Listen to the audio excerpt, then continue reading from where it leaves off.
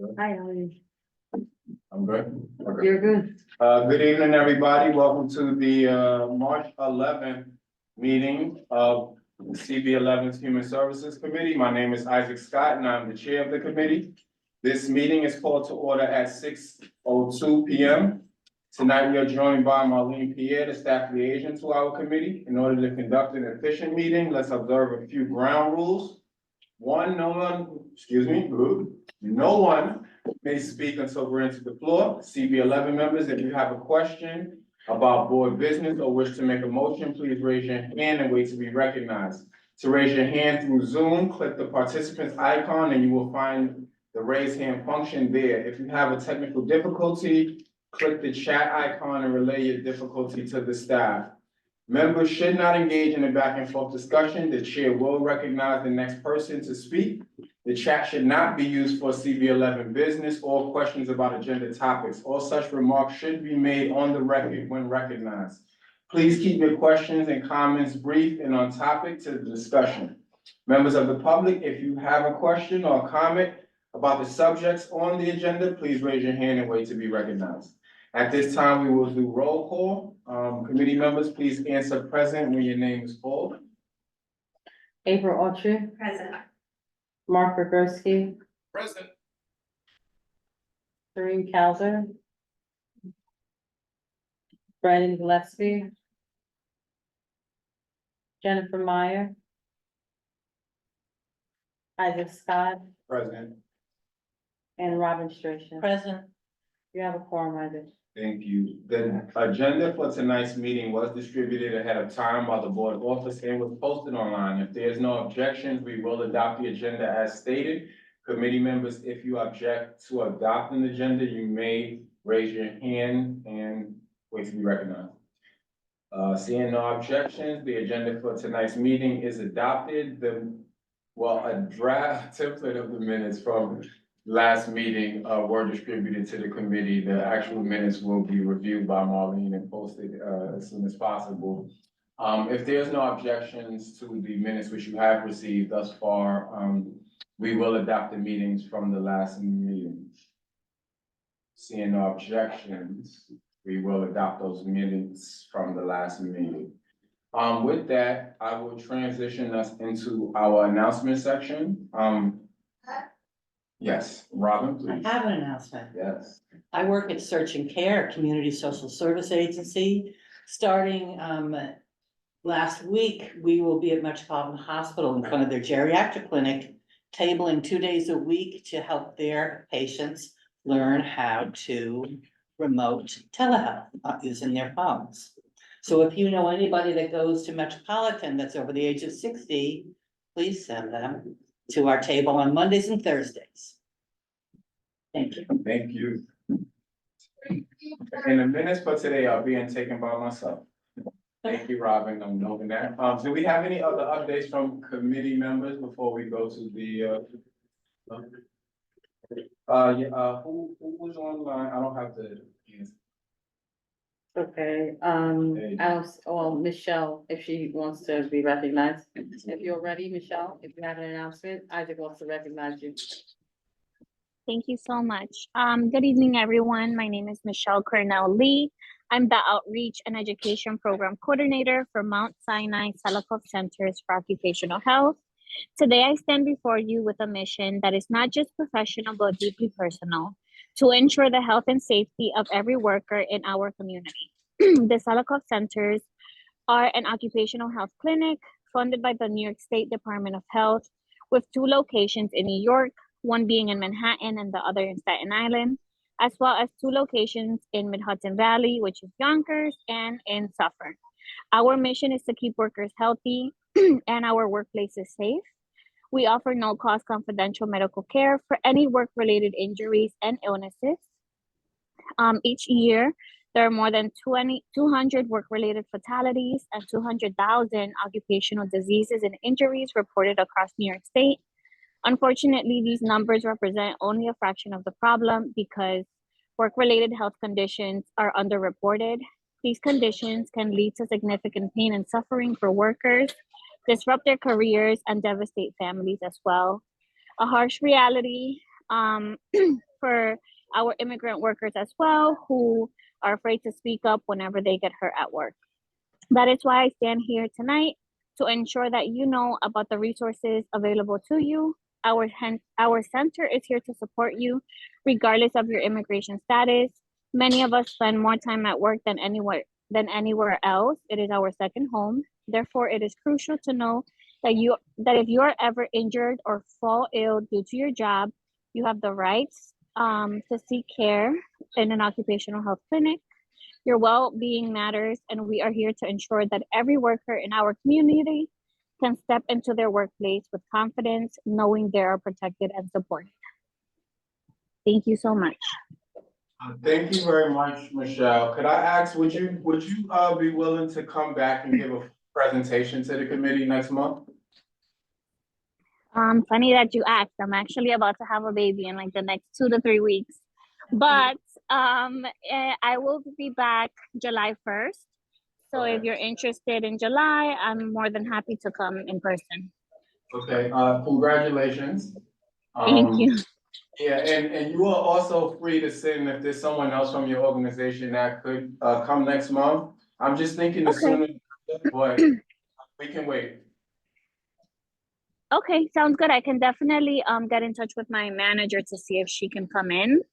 Can I email you our flyer in the meantime? Yes, absolutely. Please do. Do you have the correct email? No, can you provide that to me, please?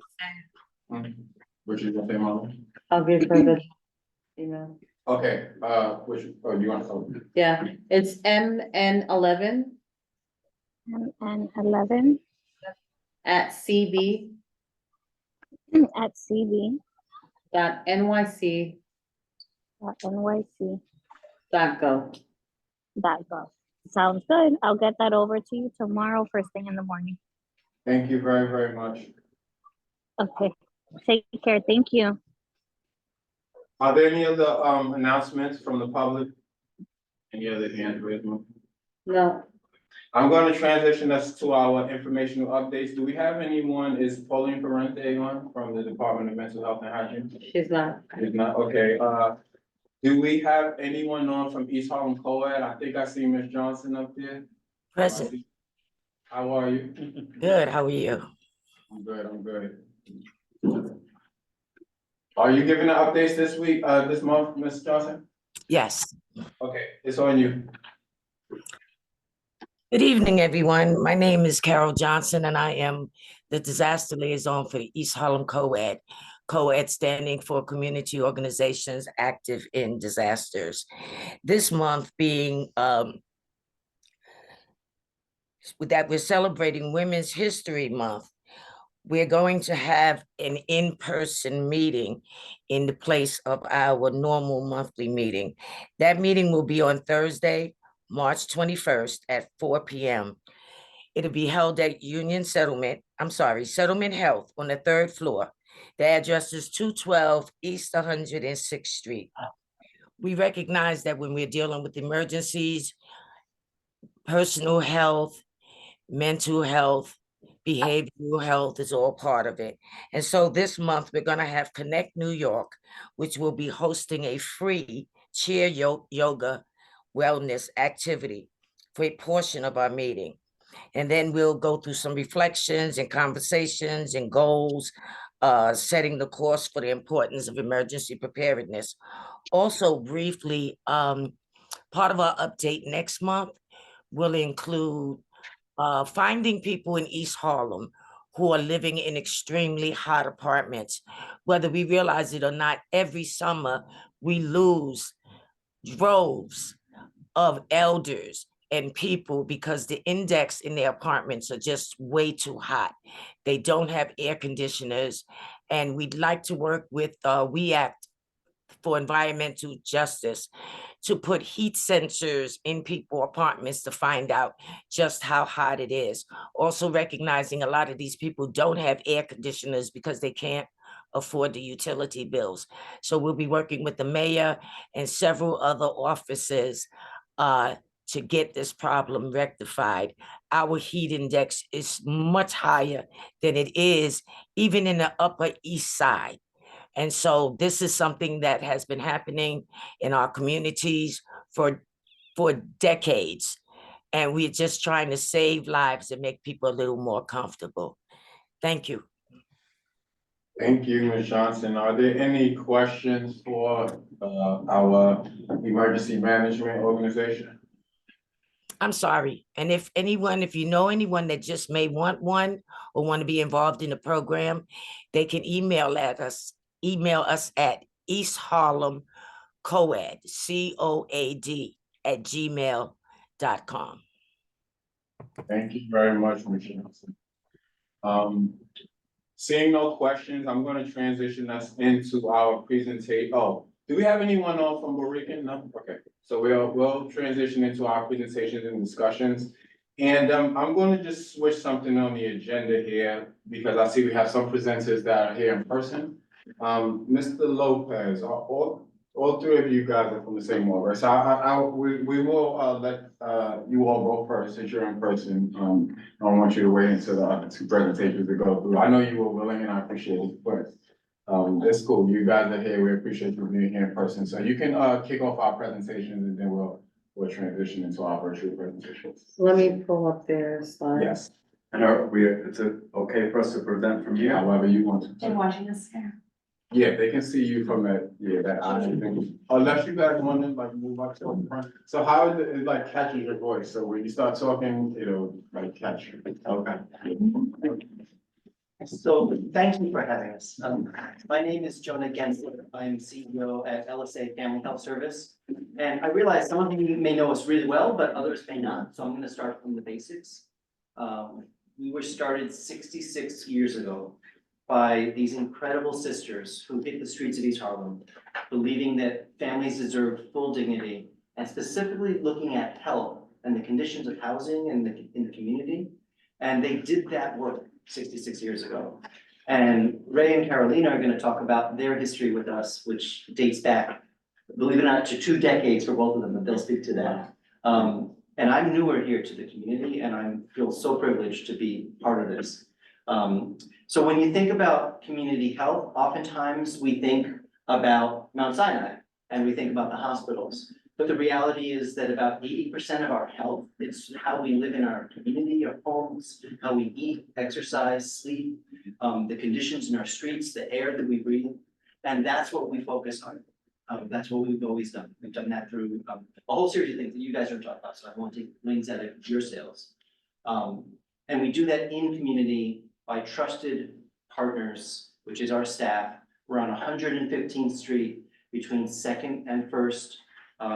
And we've been embedded in the community, in public housing, in substandard tenant buildings that need the attention that we provide. Again, I'm not going to steal that from you guys. I'm going to let you talk that through. But we're really proud of that work. It's 34 of us doing that. But we're multiplied because we have so many volunteers and community partners that come to our center and engage in community.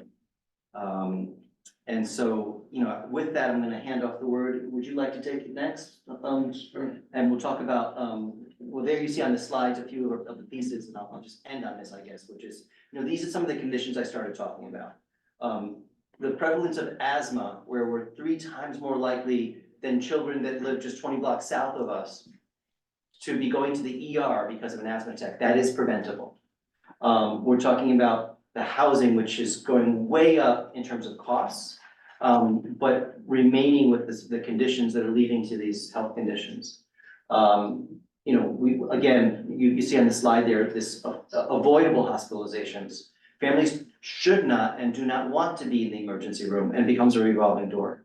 And so we're talking all about prevention, from the early years, all the way on through, mostly supporting the majority of the folks that we're serving are families, children, and the largest number is Latinos, and some our staff meetings, for example, are bilingual in English and Spanish, but it's really serving the breadth of the community, including we have a large influx of Asian families that are coming our way now too, and so we're adjusting to that.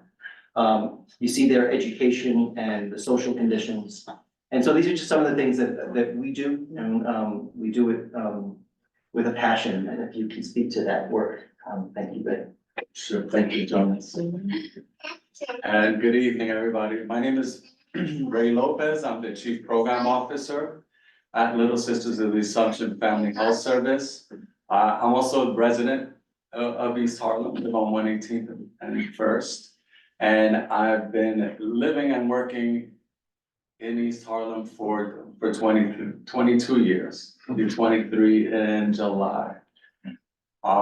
And there was the question up there a few slides ago about how does LSA address all of the challenges? And I think in my first year at Little Sisters, I started on an asthma project with the nurses, most of them who were nuns.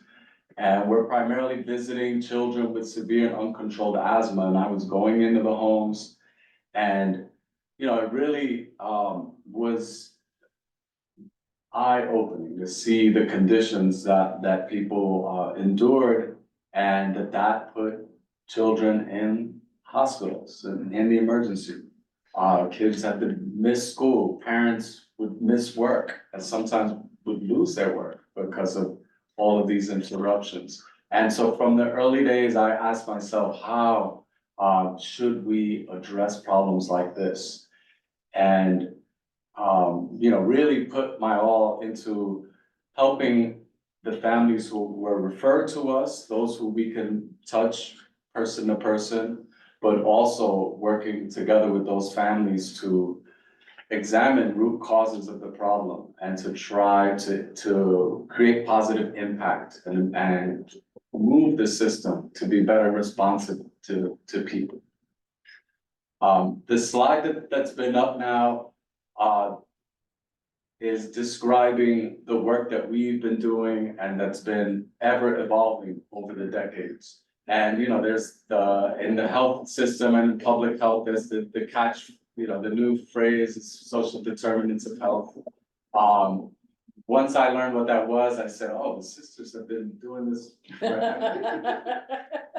And but it's a very useful framework to tell the story, and so that's our approach is to provide a holistic service, to treat people as whole people, to have families identify their family as they are, and to meet them where they are, and to work alongside them so they can achieve the goals of obtaining public benefits or other resources that either they're entitled to or that can help them achieve their own goals. And so what's been on the last few slides are a lot of the activities and services that we provide. And so this slide just shows, really it's more about the partnerships that we have, because primarily our staff are our community health workers. They are really, really resourceful generalists. I mean, you can come to them with any sort of issue and they will help you figure it out. One of our workers says, we do everything except divorces. I love that line. And so yeah, we partner with Action NYC, Take Root Justice, other legal groups that provide housing and immigration support. And we refer to the many organizations that help people find work or get ready for work.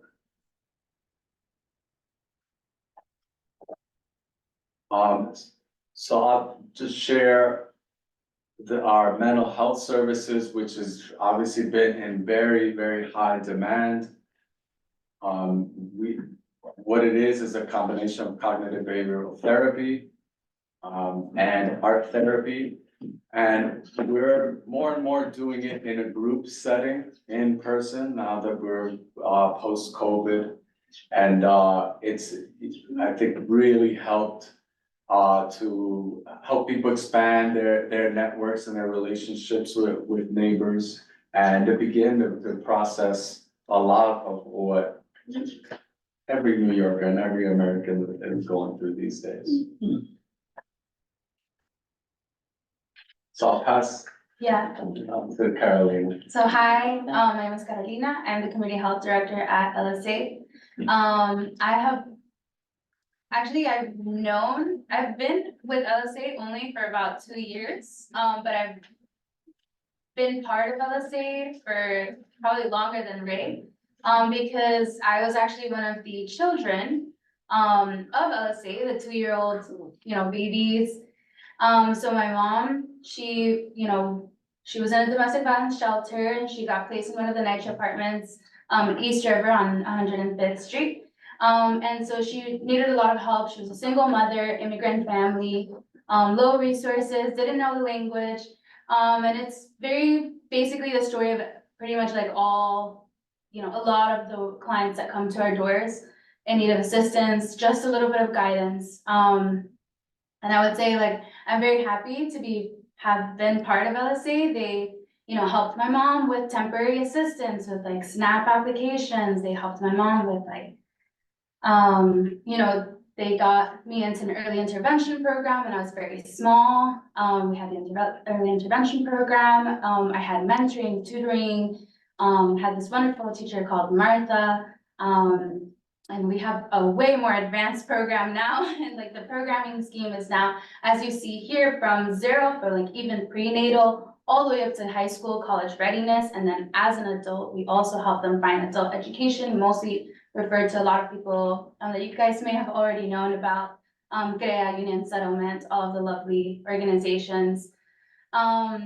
But yeah, I was able to get my bachelor's degree with a full ride. So I'm very happy to be back at LSA, helping the community, doing, helping achieve equity and justice for us, especially for East Harlem.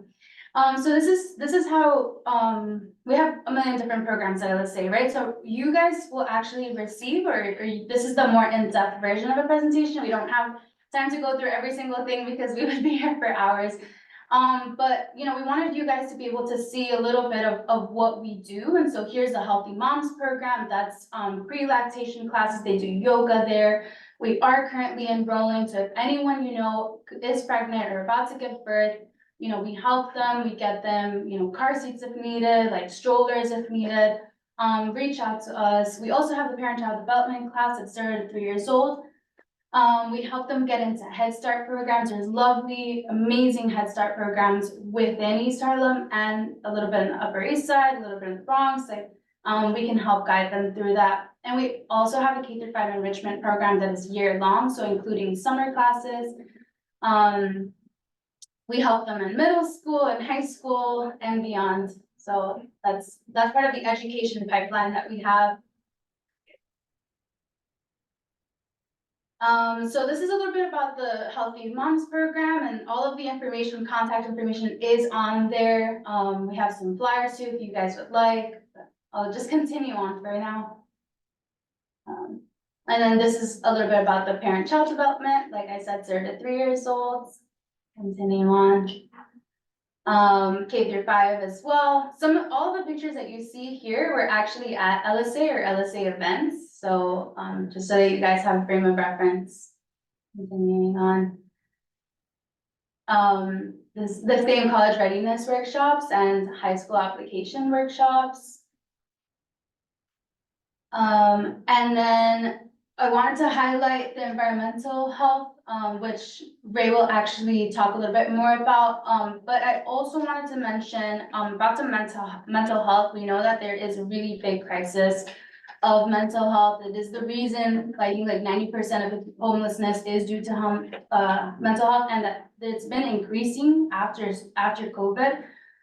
So we actually partner with different institutions to help research studies, and we're currently partnering with the New School because we've seen such a big increment of stress and anxiety after COVID. And so we're trying to figure out what the best coping mechanisms are, and we're trying to help people find this, right? So we call this a recoup study. And we have the flyers too. We're happy to send them out, and we're looking for people to participate. It's virtual, so you don't even have to get out of your house, and you get compensation for it. So I think it's like a $25 gift card. It's 3 sessions, it's virtual. And like, the main point is that it's gonna help us find out how to deal with stress. So anyone 18 and over can qualify, is eligible for it, so please let us know if there's anyone, who's interested. If I could add, we talk about what's on the slide on environmental health services, which is the program that I founded at Little Sisters. We will help any East Harlem resident who has asthma and a housing condition that's exacerbating their asthma. And we do this work through various funding mechanisms. And so that includes some research projects that we collaborate on. One being a mold study, which is focused in New York City Housing Authority, which complements the work that we've done over 2 decades that really push the New York City Housing Authority system to try and better protect people with asthma and breathing conditions. And it resulted in a federal class action lawsuit called Bias versus NYCHA, which we were the principal architects of. And actually the mold study is gonna look at emergency room visits and hospitalizations in the next 5 years. And will basically compare the health outcomes of public housing residents when it comes to asthma morbidity. And I'm confident that it'll show an improvement because we have built mechanisms to push NYCHA to be more responsive, specifically to these leaks, mold, and ventilation problems in the city.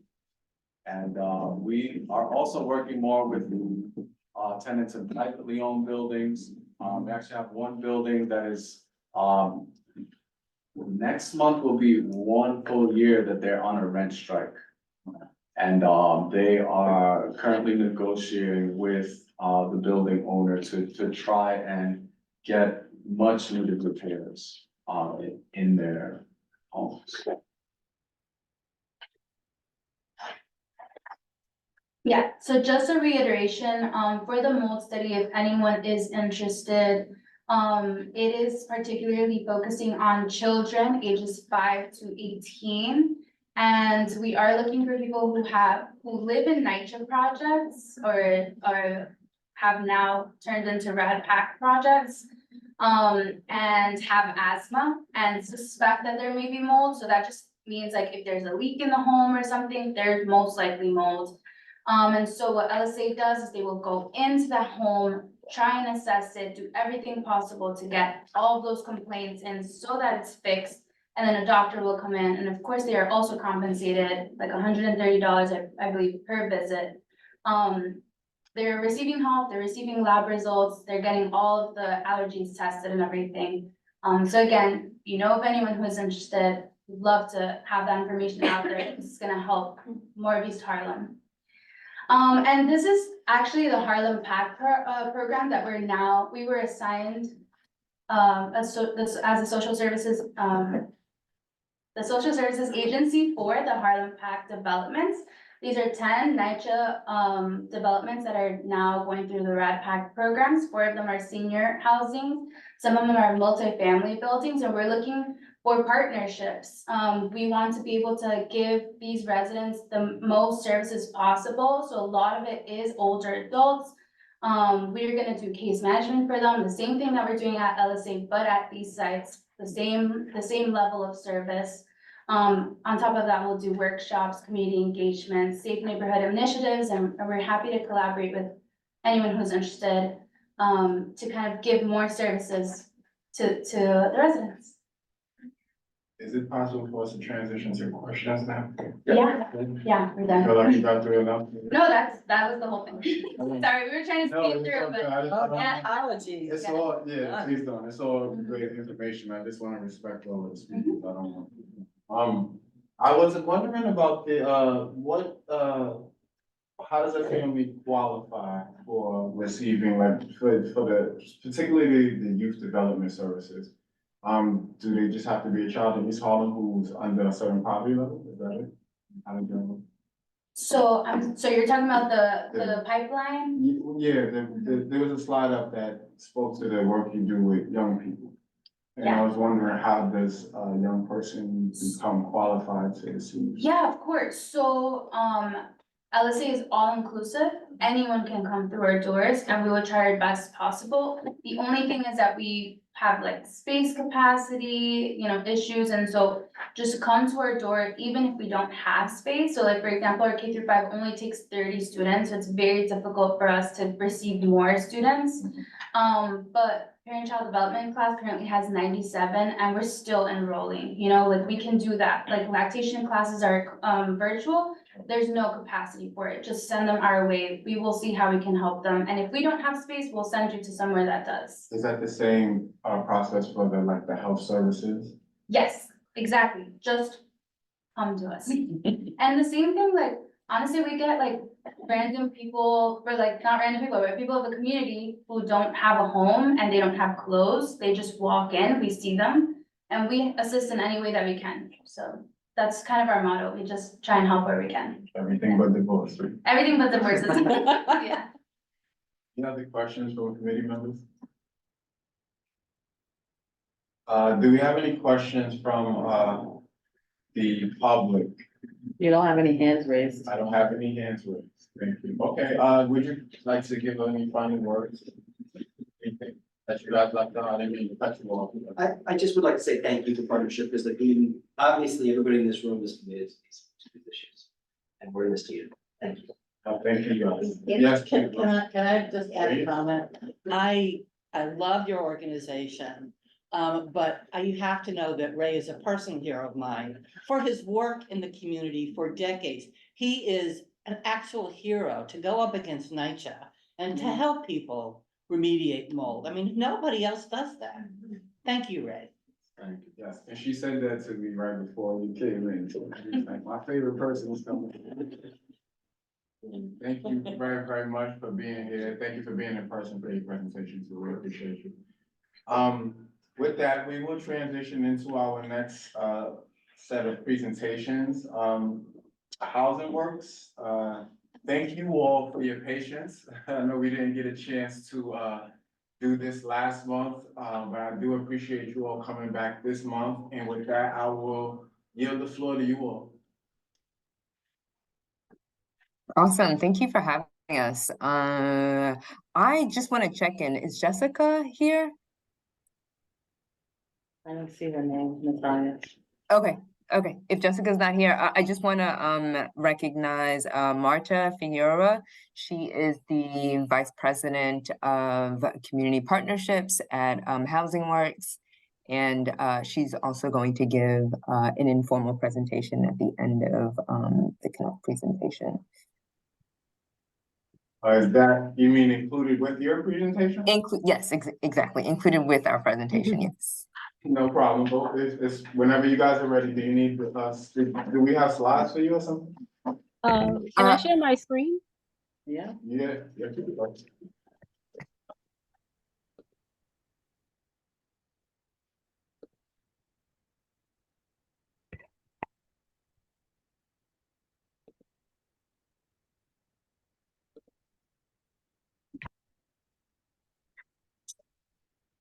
All right.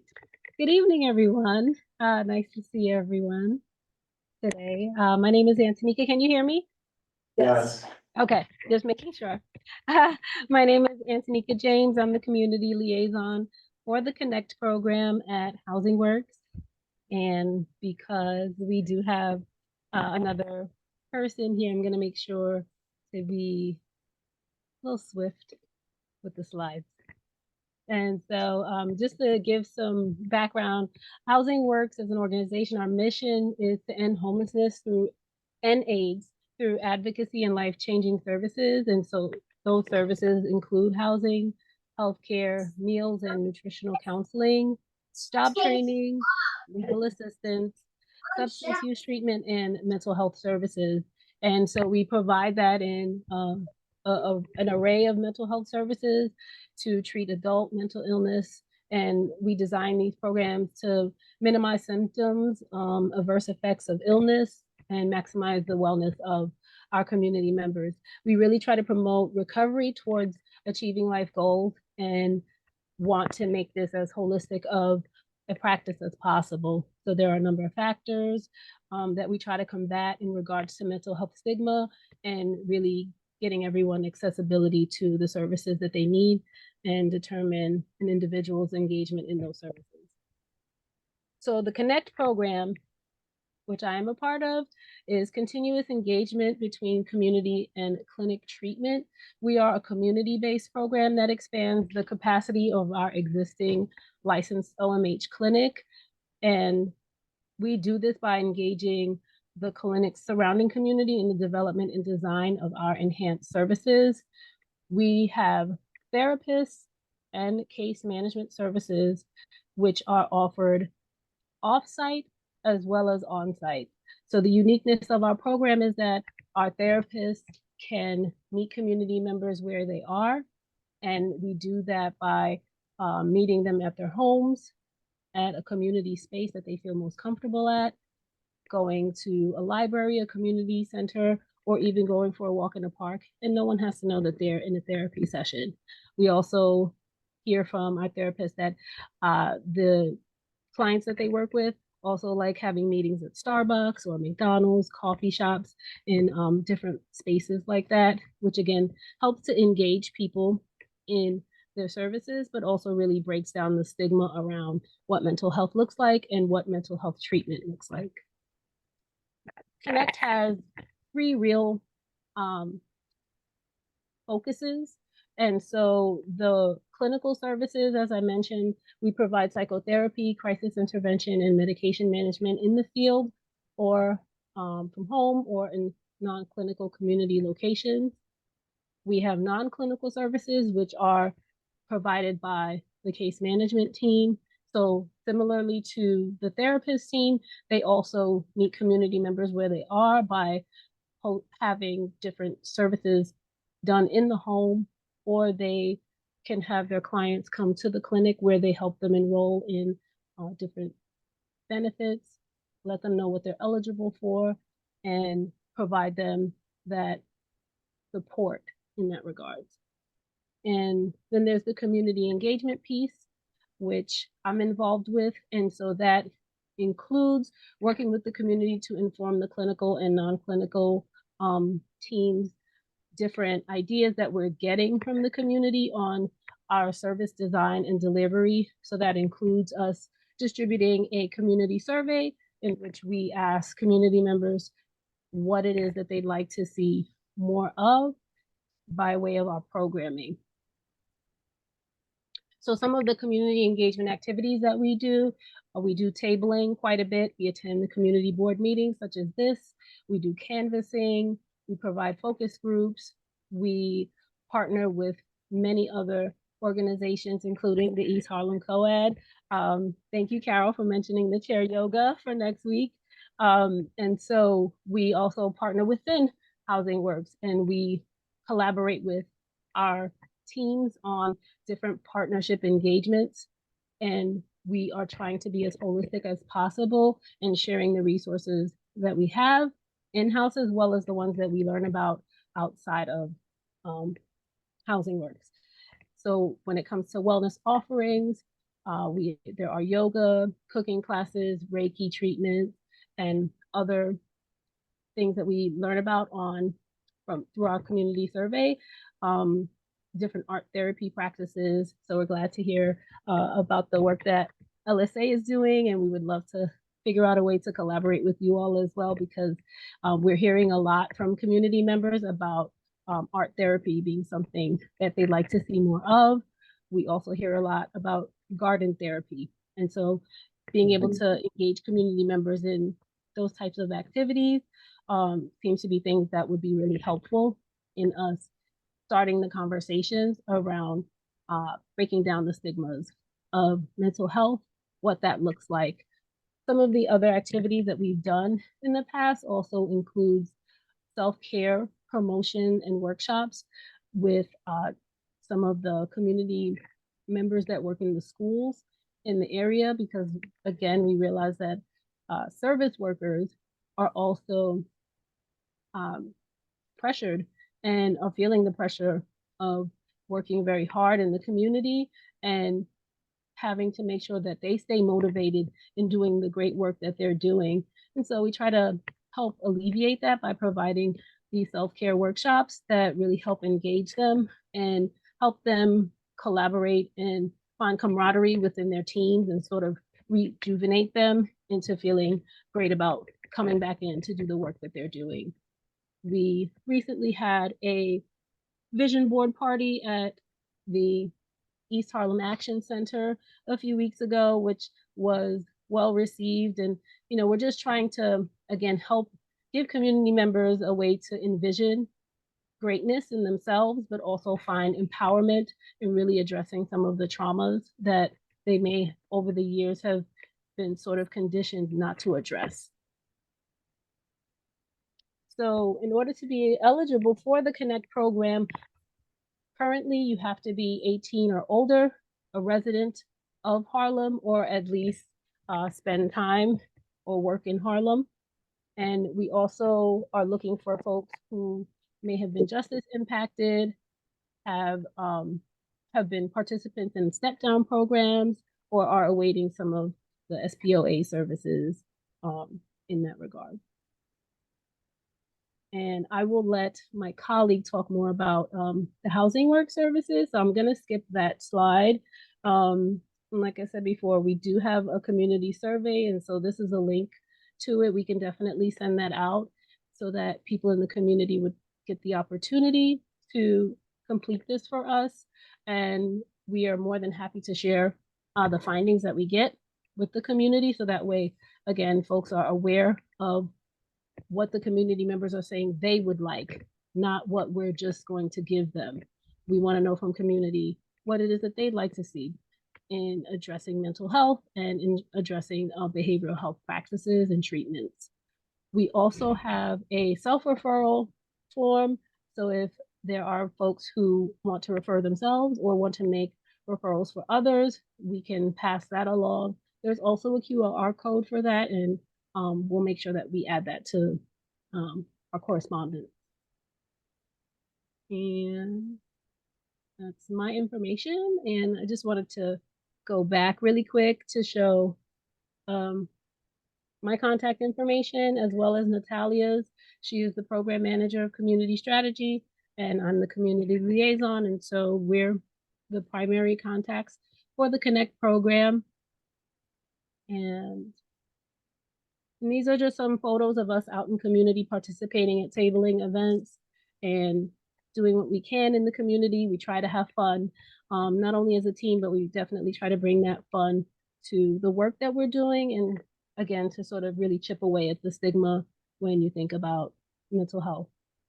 And these are some photos of us with our community collaborators and different events that we're active in participating in. And with that, I will stop sharing and I will let Marta talk more about Housing Works with the primary care clinic services. Thank you. I know that I don't have a lot of time, so I won't take much, but I wanted to complement the information that Antonica brought and speak a little bit about our newest federally qualified health center that is coming to 125th and Lexington. We're really excited to be in such a busy area to make sure that we are accessible to the community. We've been at Park Avenue for a while now, but we're really excited about this move because this clinic is going to be bigger and it's going to bring more services to the community. We're gonna thinking that the clinic will be opening around May. You know, all permits and everything going well, which is is in process right now. But at our federally qualified health centers, the first thing I want to say is that we will see everyone regardless of their ability to pay or their insurance or immigration status, so we don't turn anybody away. We will offer primary care. We will have several providers that are able to see anyone in the community that is in need of seeing a doctor. From if you're sick, you need a physical, you have chronic disease that needs management and regular visits to the doctor, we're available for that. For those that are in need of psychiatric care, medication management, or evaluations, we will have providers on site as well. We will have a behavioral health component where people that are struggling with substance abuse or mental illness can see a therapist on an individual basis weekly, or participate in outpatient substance abuse programming.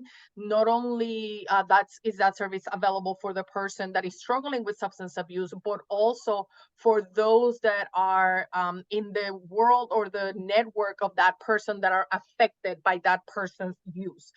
So it's also available for collaterals. We will have a lot of services related to sexual health, HIV testing, STI testing and treatment as well. PrEP available for the community. We also offer Suboxone, which is an opioid blocker for those that are struggling with opioid abuse. It's an alternative to methadone that has proven to be extremely effective. And including those that are struggling with alcoholism, we have a medical treatment for that as well called Vivitrol that will be available in our location. There will also be support services on site, like health home care coordination, people that are struggling with keeping up with their health care, that have multiple chronic illnesses. Navigating the healthcare system can be really complicated and really time consuming. The program assigns a care manager that would assist them to find specialists in the community, manage their appointments, reminders, escorts, medical transportation, etc. So I know that I am out of time, and I wanted to leave a couple of minutes for anyone that may have some questions.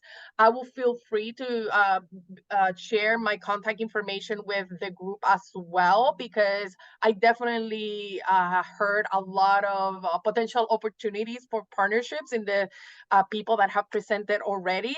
So I'm really excited to be able to expand our collaboration in the community and learn more about what other services are available for our clients. Thank you.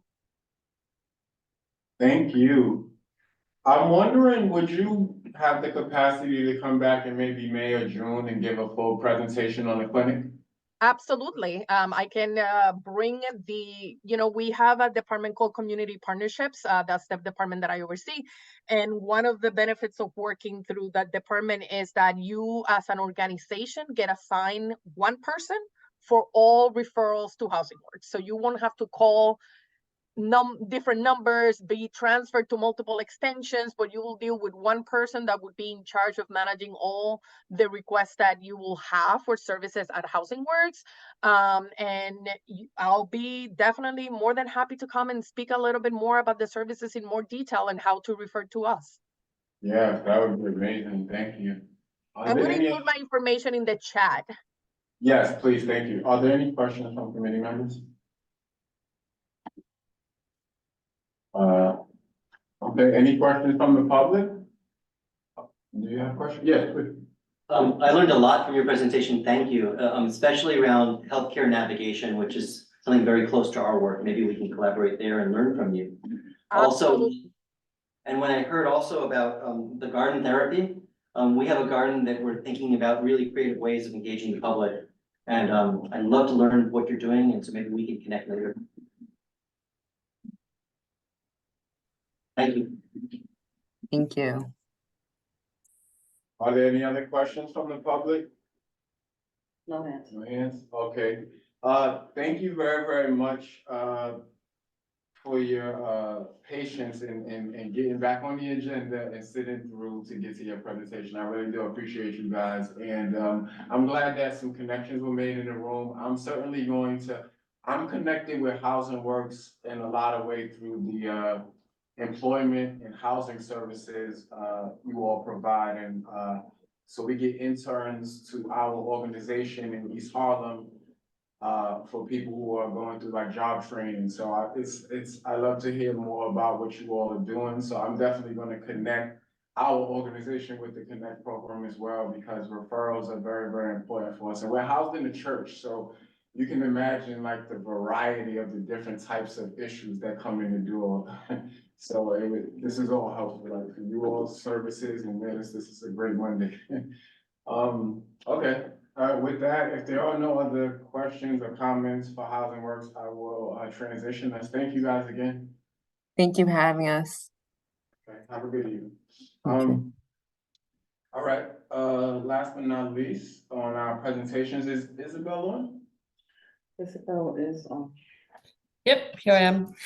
Hey guys, can you hear me and see me? We can see you and hear you, yes. How are you? Okay, all right. Hi, Reverend Scott. Hi, everybody. Hi, Marlene. Isabel, I'm sorry, can I just say a word or two before you present? So, Odyssey Sure. House is you know, if you move, Odyssey House has come before the committee a number of times to present on the services that they provide, and they are a valued partner of our community. Today, Isabel is giving a presentation on what she will talk about, but at the end of it, we don't need to wait 30 days to give a letter of acknowledgement that they came before us and presented this information. So if the committee is willing, after the presentation, we can move to issuing a letter of acknowledgement, not support, just want to be clear. Not support, but acknowledging that they came, because sometimes there's the prerequisite of coming before the community board before certain projects take place. So just wanted to say that. Thank you, Isabel. Okay, thank you, Reverend Scott. Yes, as Isaac said, we came to the committee last year to talk about Odyssey House services in East Harlem. And I know there are new committee members this year, plus we also wanted to tell you about a proposal that we have.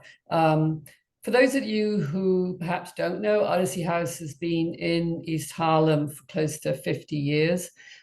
We have a number of residential services in East Harlem. We have them on 121st Street. This is the photo of it here, which we call the Manor. This program today houses our outpatient program and our residential treatment services for adult men. This is one of the first residential programs that we have had in East Harlem. It's full service for people coming into care with us from a variety of places. We also have, it is primarily men, this one. It didn't used to be, it used to have women and children, but those services are now on Wards Island, which is a renovated large residential center there. If you want to go to the next slide, Marlene. Okay. Oh, Marlene kindly offered to. Oh, there we go. This is the George Rosenfeld Center for Recovery. Those of you that might know Wards Island, this one sits very close to the ramp off the RFK Bridge. We renovated this large facility with support of Oasis. It's been now open in its full form for over 6 years, I believe, maybe even a bit longer. This center has our women and children's program, where mothers and pregnant women can come in to treatment and keep the child with them. This is one of the few programs like this in the city and probably around the country, where we keep the mother and child together. We can take children up to the age of 5. Predominantly the children are younger than that come in before they need to go to school in the community. So this is residential services with an FQHC attached to it, plus a sort of full range of classroom, class services and educational department. We also have an art program in this building as well. I know a couple of the folks ahead of me talked about art therapy, and that's a big piece of what we do at Odyssey House as well for our clients in the program. This building also houses our what we call elder care program, which is for men and women over the age of 55.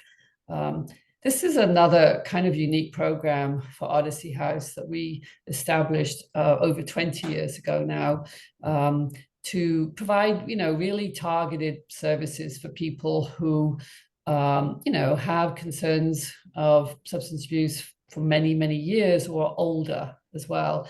And we found that older folks tend to do better doing therapy with other people of the same age. It's not surprising that really, if you've got someone who's 60, 65, and you have someone who's 25, there's a very vast difference in, experience of life. This is a very popular program. We often have a waiting list for this one, and it is one building, but they are separated. So, there are different facilities for the elder care folks and different facilities for mothers and children. And it's a large building, and it has, a lot of space for people. It, as I said, was recently renovated. It was originally, built in 1915 and had various uses and sort of semi-abandoned, but we've run services there since the 1970s. So for Odyssey House, this is a real source of pride, this building. I have some of my colleagues, that are on the Zoom with me now, and and they can also talk to you about this one in detail. And we invite members of the community board and folks that are in the community organizations there this evening to really come visit. You can reach us at Odyssey House. You can reach us on the web. You can reach me. You'll have my information from the community board. And come out and have a look at this. This is really a fabulous residential program. If you want to move to the next slide, Molly. This one is Odyssey House Haven. It's just a couple of steps down from the Odyssey House Manor on 121st Street. This one is permanent housing for people with a sort of range of needs, from HIV/AIDS to other chronic medical conditions, and this is permanent. This one, as well as offering, I believe, up to 60 apartments, single apartments. It also has our Odyssey House Art Gallery. And many of you may have, I don't know, if you've had the opportunity, I'll certainly be inviting everybody again. We hold every year a art show. This is all works done by folks in our residential treatments, our housing programs, and they do some phenomenal work. And we really encourage people to get creative. We give them all the resources that they need to do so. We show it off to the community. We help people participate in competitions. We do a lot with the artwork because it's a great way to talk about an issue that people perhaps don't understand: substance abuse, mental health, or being homeless. And it just showcases, the wonderful work our clients do and their creativity. So that one is based there, but throughout Odyssey House, and we have facilities in other places besides East Harlem, we have all the artwork up on the walls. You come into any Odyssey House and you will see that, and we rotate it, often, so that there's some fresh things to look at for the people that are in the programs, the people that work in the programs, and the folks that come to see us. Go on to the next slide, Molly. This is another program. It's not on 121st Street, it's 123rd Street. This is the Odyssey House Park Avenue. This is one of our newest supportive housing programs. Again, this is single occupancy for men and women with special needs. This one was opened, forgive me on the dates now, it seems new to me, but it probably was about 8 years ago now. And as you can see from the photographs here, it's like, welcome and open to the community. Again, we do arts services there, but this is not a substance abuse treatment program, it's a supportive housing program. On to the next slide, Molly. You know, those of you that know Odyssey House probably know that we do a lot of things in the community. One of the things that we take a lot of pride in is our running program, our fitness programs, and our involvement in the New York City Marathon. You know, for probably 20 years now, my colleague John Tavolacci, who's on the call with us, has sort of led this effort out. He's a marathon runner himself. And, you know, a lot of the staff that work at Odyssey have sort of joined in with John and run many marathons as well. It's a team that's sort of focused on clients that are in treatment right now, but also alumni that come back come back to run with the team, and supporters, you know, of Odyssey House. So they run, I think we had over 50 people participate in the marathon with the Odyssey House banner last year, which was fabulous for us. And then we also help to manage the Mile 19 water station, which, you know, is just a fabulous showcase of how great the East Harlem community is.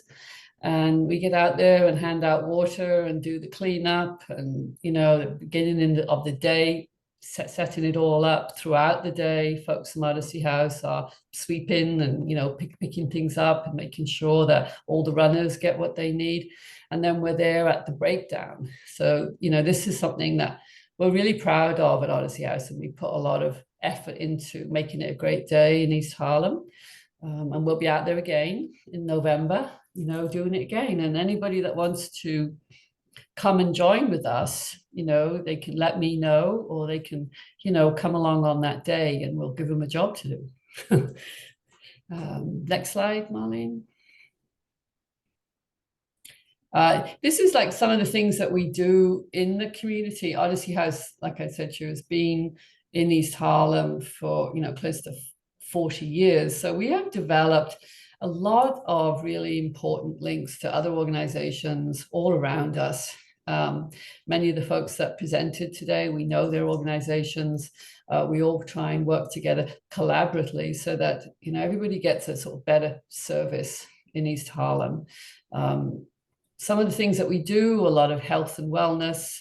We do a We Walk Wednesday where people from the housing programs sort of join in and walk over to the sort of, you know, local markets, the local green markets, the local libraries, every in the community that, you know, we can get folks active and participate in. So you will see Odyssey House people out and about. We encourage folks that come into our program to get involved in community work. And, you know, that's a big value for us at Odyssey House. Next slide, Marlene. I was talking about the Odyssey House Art Gallery and the work we do with, you know, supporting that. These are some of the artwork, you know, over the years that we've produced there. We'll be having another show in September. It's always free to the community. People stop by a lot and ask what's going on in there, what's that about. You know, it takes years to build up that kind of reputation, and I think we have. So, you know, we're very proud of that one. Next slide, Molly. This is another slide of the We Walk Wednesday that I talked about, but also in September, we have one of our, you know, sort of key community events, which is our Run for Recovery, which we do on Wards Island around Icon Stadium. We've been doing it 19 years now. We had to take a break during COVID, but we were back out there early. We were back out there last September, and I think it was like the worst weather in September New York City had ever had. And, you know, we didn't know whether we could continue, but we did. So this is something that means a lot to our clients, our, you know, consumers of our program, but also our supporters, and alumni come back year after year for this. And we do this on Wards Island. It's a great way of showing the great facilities that East Harlem has right on its doorstep. So these are images of, you know, some of the folks involved in that. You want to do the next slide, Molly? Yeah, this is, I'm getting ahead of myself. This is the Run for Your Life. These are some of the images which we really love to show with everybody. It's a family event. One of the things, in my role as the communications director for Odyssey House and my colleagues, on the call with me, one of the things that's really important to us is to talk about stigma with our population, to talk about, all the possibilities that there are, to talk about the range of things that our clients get involved in, and, what we do to support that. And, as much as we can, this is just, running is for everyone, art is for everyone, healthcare should be for everyone, good housing should be for everyone, understanding us all as members of the community is for everyone.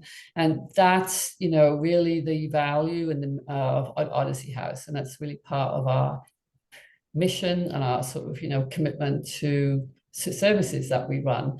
I myself, if you guys probably don't know me, some of you might on the community board, have been involved working for Odyssey House for a long time now, and as most of my team and my colleagues throughout the organization. So we have a very good track record of keeping our staff with us. We keep our board members with us. We keep our community people with us. We really believe in investing in them, and then we invest in the folks that look to us for help. That's something that we're very proud of at Odyssey. Next slide, Marlene.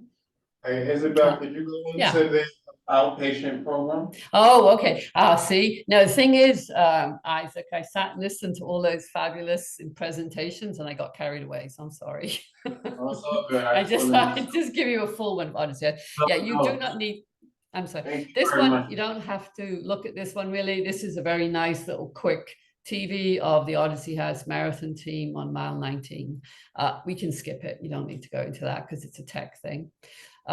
Here's also some ways that you can reach us. All right.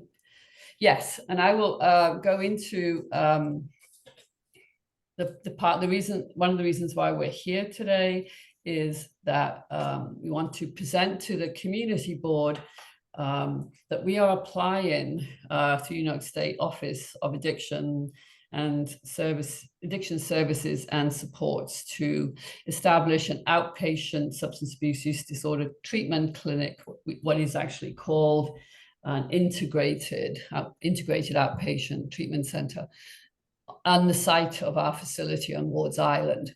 That is the one I talked about earlier, the large treatment program that houses our women and children and our elder care services. So that's really what we're here to talk about today. This one will have MAT provisions in it, which includes methadone, Suboxone, Vivitrol, all the different medications that really help people in recovery. And the important thing about this is that this will be for residents in the Odyssey House programs. Those of you that have heard us present on this one before, we've explained this, that this is for our own people. More and more clients come into treatment looking and needing and benefiting from MATs. And we see an enormous benefit of being able to prescribe and manage their needs in-house at the residential program. It limits how much time they have to go out to methadone programs. It limits them traveling around. It reduces that sort of activity on the streets.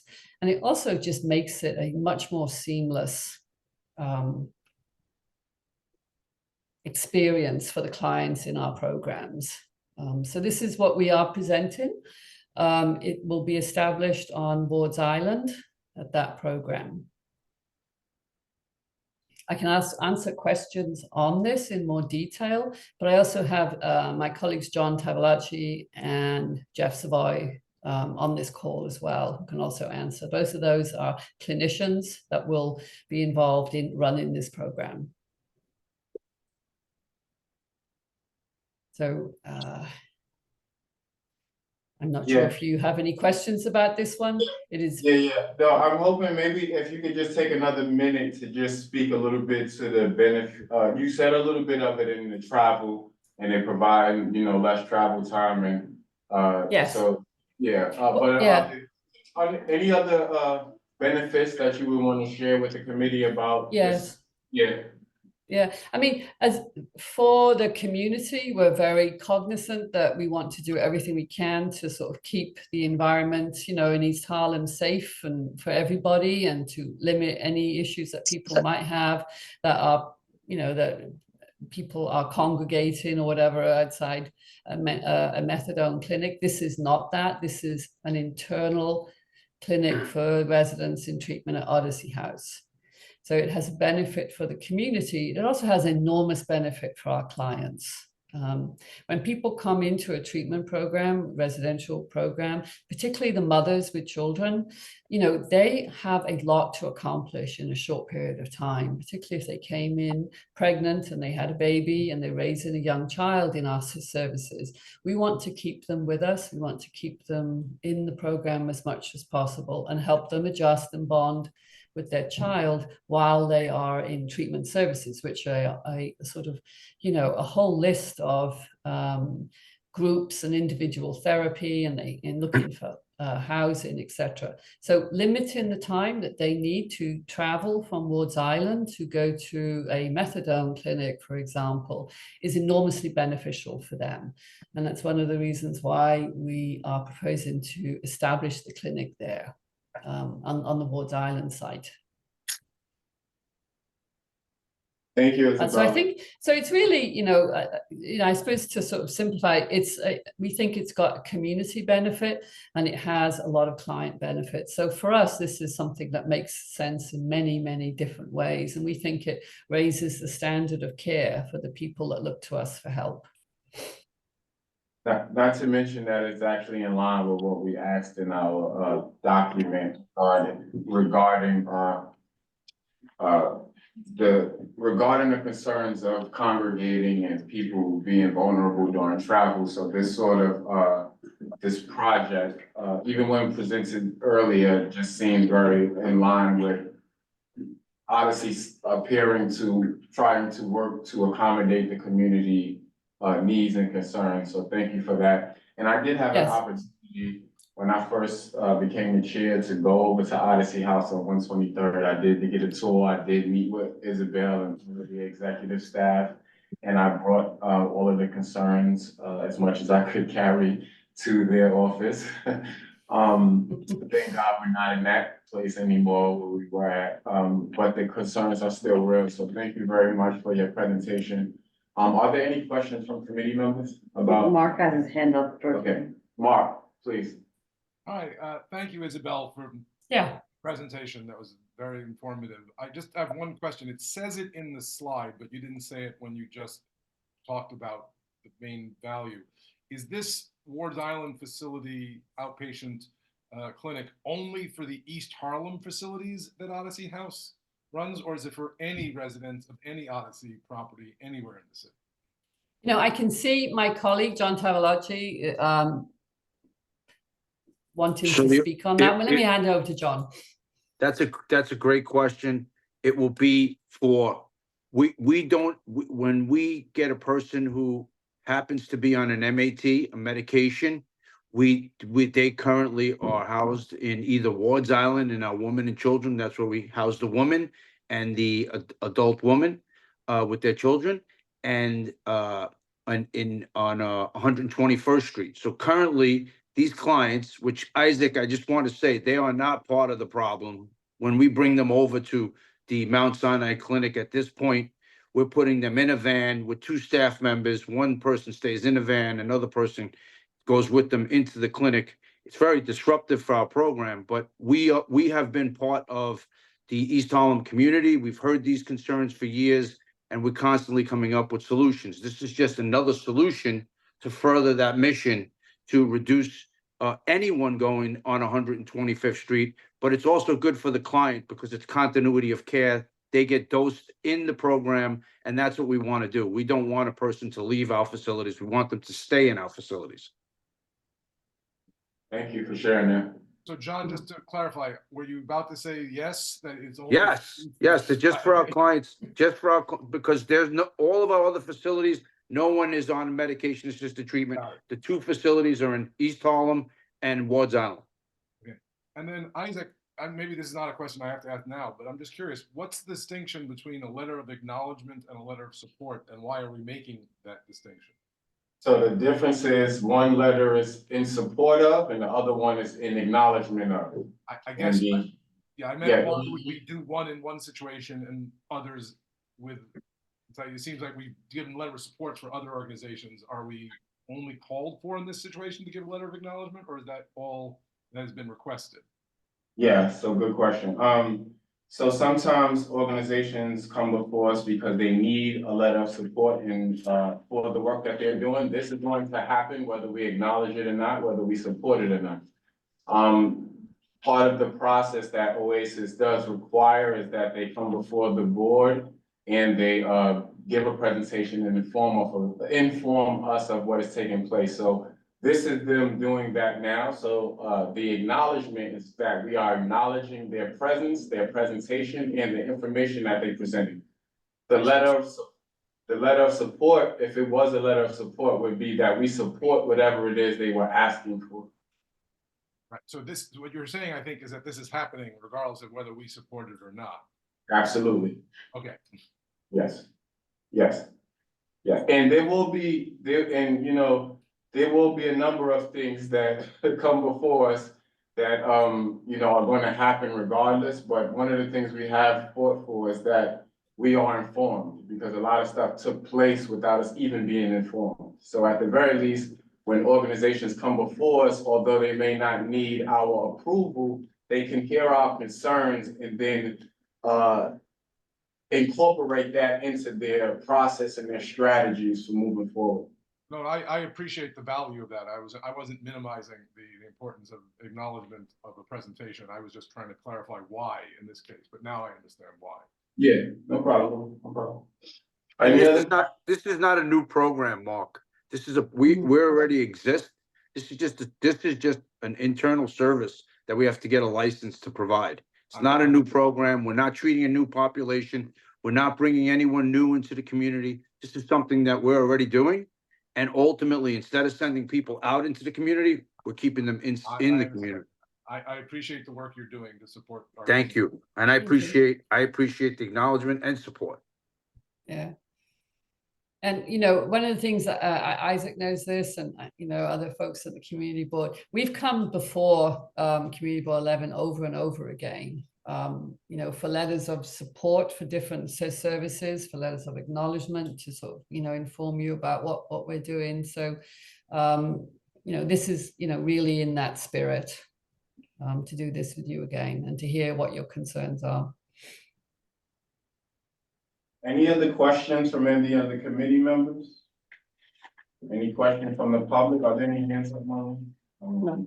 Okay, at this time, I would like to open the floor up for, is anyone willing to? Can I just say something real fast? Yeah, please. Whoever chooses to make this motion, do not struggle, read the screen, please. Go ahead. The floor is open. Is there a motion to provide a letter of acknowledgement? I make the motion. Could you make the motion and read the screen, Mark, so we have it written? I will make the motion to request a letter of acknowledgement to establish an integrated outpatient clinic for clients living in the Odyssey House facilities in East Harlem. Thank you, sir. Is there a second? I second. Second by Robin Straciel. Can we roll an acclamation? All in favor? Aye. Aye. Any no's? No. And any no's?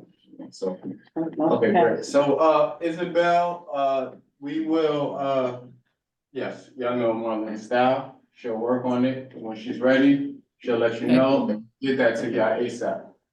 Thank you very much. Thank you very much, members of the board. Thanks a lot. Yeah, and thank you, honestly, and thank you, I appreciate you all's willingness to continue to accommodate the concerns that the community board does have. It does go a long way to show that we are not asking for things that are unreasonable, so yeah, thank you very much again for that. You're very welcome. Okay, we're done? Yes, we are, thank you. Okay, all right, bye-bye. Okay, that concludes our presentations, and because we met 2 weeks ago, I'll be honest with you all, I'm not prepared to go into anything for old business because I haven't reached out to Jim yet about anything, because we just met 2 weeks ago. So with that, we don't have any old business, I don't have any new business, I'm good to do roll call. April Austin, Present. Mark Gregorski, Present. Kareem Cowser, Brandon Gillespie, Present. Jennifer Meyer, Present. Isaac Scott, Present. and Robin Station. Present. Thank you. Meeting is adjourned, thank you all very much. Thank you. Good night, all. Thank you, Rob. And Carolina, nice to meet you. Hello. You guys do have a passion that we don't. People come. Thank you.